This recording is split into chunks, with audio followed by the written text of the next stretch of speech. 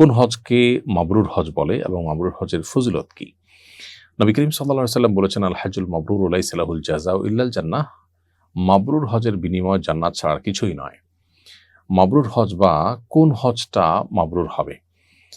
এর উত্তর হলো যে মাবরুর শব্দের অর্থ পুণ্যে ভরা।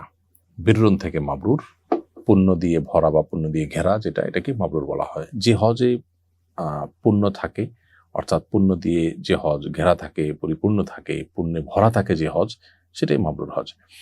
এখন এর কোনো ক্রাইটেরিয়া আছে কিনা যে কি পরিমাণ পুণ্য হলে সেটাকে মাবরুর হজ বলা যাবে? উত্তর হলো, যে হজে আসলে কোনো গুনাহ নেই, কোনো পাপাচার নেই, হজে যে নিষিদ্ধ বিষয়গুলো আছে সেগুলো থেকে বিরত থাকার বিষয়ে সচেতন থাকা গেছে এবং ভালো কাজ দিয়ে হজের পুরো সফরকে মোড়ানো গেছে, সেটাই মাবরুর হজ।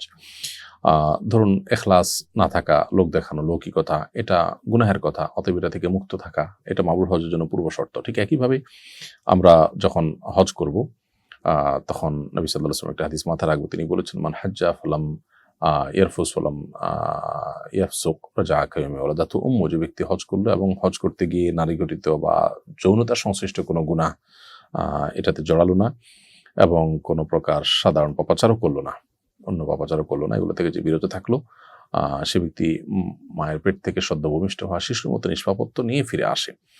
তো হজ করার সময় ঝগড়াঝাটি করা কোরআনে নিষেধ করেছেন আল্লাহ তাআলা।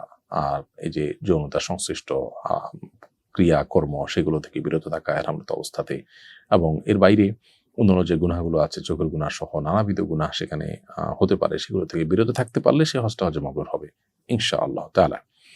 এছাড়া পুরো হজ জুড়ে মানুষের উপকার করা, কল্যাণ করা, সবর করা, এগুলোর মধ্য দিয়ে ইনশাআল্লাহ হজটা মাবরুর হয়ে উঠবে। হুদহুদ ট্যুরস অ্যান্ড ট্রাভেলস, হজ ও উমরার বিশ্বস্ত প্রতিষ্ঠান।